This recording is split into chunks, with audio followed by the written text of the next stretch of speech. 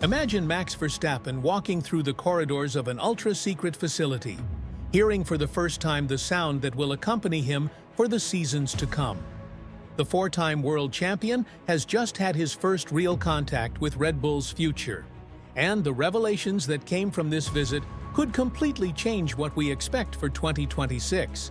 But what the Dutchman discovered inside is music, perhaps not exactly what the team's fans would want to hear. We are only a few months away from the biggest technical revolution Formula One has seen since 2014.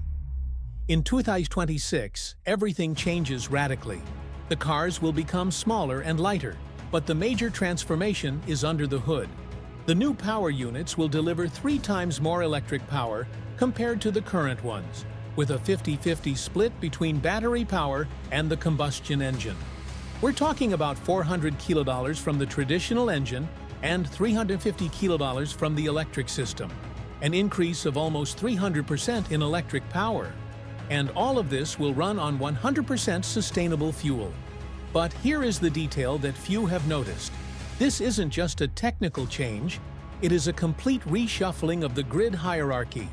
Teams that dominated the current hybrid era may discover that their advantages simply evaporate overnight. And Red Bull knows this better than anyone. For Red Bull, this change represents much more than a technical evolution. For the first time in its history, the Milton Keynes team will have its own engine, internally developed by Red Bull Powertrains in partnership with Ford. It's the end of dependence on external suppliers, the end of having to accept whatever other manufacturers decide to deliver. But here is where things get interesting, and a bit worrying for the Bulls. Leading this revolutionary project is Ben Hodgkinson, a man who spent 20 years at Mercedes and was one of the key figures behind the dominant power unit that arrived in 2014. The same engine that gave Mercedes 8 consecutive Constructors' Championships.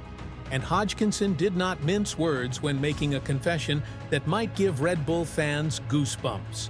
According to the technical director, Mercedes is probably ahead in the development of the 2026 engines. Hodgkinson's words were direct and brutally honest. He admitted that Mercedes holds a huge advantage because they were able to begin testing much earlier. While the German team could take advantage of the current technological base and adapt existing components, Red Bull had to design each of the more than 20,000 engine parts from scratch. To give you an idea of the scale, a typical team redesigns around 600 components from one season to the next. Red Bull had to design all 20,000. It's like Mercedes renovating a house, while Red Bull is building a mansion from the ground up. Which project will be ready first? The answer is not as obvious as it seems, but here comes the most fascinating twist in the story. During Verstappen's visit to the Red Bull Powertrains facility, the Dutch driver didn't just see engines running on dynos, he heard for the first time the sound his car will make in 2026.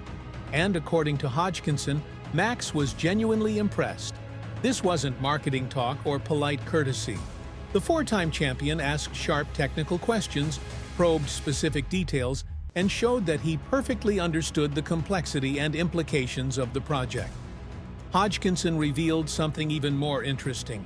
Verstappen quickly realized he was surrounded by people with the same obsessive mentality as himself. People who define success only as standing on the top step of the podium. Anything else is simply unacceptable. This alignment of goals could be the missing ingredient needed to make the project succeed. Verstappen's reaction is crucial because it reveals something far beyond technical confidence. It shows that the driver who could have chosen any team for 2026, even a possible return to Mercedes or a move to Ferrari, truly believes in the Red Bull project. And this brings us to a fundamental question. Is Red Bull being too modest or simply realistic about their chances? Hodgkinson made it clear that he is not confident in the traditional sense. According to him, overconfidence is a fatal mistake in this sport. Anyone who feels too sure is already on the verge of losing. But there is a critical difference between blind confidence and conviction based on a solid structure. And Red Bull seems to have built something truly special. The Red Bull Powertrains facilities are described as exceptional, with a level of detail that impresses even seasoned Formula One insiders. Red Bull's strategy for 2026 is a bold gamble, one that could define the team's future. While Mercedes, Ferrari, and even McLaren Mercedes will begin from already established platforms and benefit from years of accumulated development, Red Bull is building everything from scratch. It's risky, but it could also be brilliant. Without the bad habits of previous projects, you can innovate more radically and create solutions competitors haven't even imagined. And here is the point that could decide everything in 2026. Hodgkinson admitted they are probably behind Mercedes right now, but he believes Red Bull is developing faster. It's a race against the clock until the first race of the season. And in this race, it doesn't matter who is ahead in winter testing. What matters is who crosses the finish line first when the lights go out in Bahrain. The fact that Max committed to Red Bull for 2026, even knowing the risks and challenges, sends a very powerful message to the entire paddock. The driver who could have written his own check at any team chose to bet on the most ambitious and risky project on the grid. That says a lot about what he truly saw and heard during that visit. 2026 could mark the beginning of a new era of Red Bull dominance, with Verstappen winning his 5th, 6th, and who knows how many titles. Or it could be the year we discover that even the best can stumble when they try to run before they learn to walk. The difference between these two realities may depend on details we'll only know when the cars leave the garage for the first time. What do you think? Is Red Bull being brave or reckless by developing everything from scratch? Will Hodgkinson's Mercedes experience be enough to overcome the initial disadvantage? Leave your thoughts below.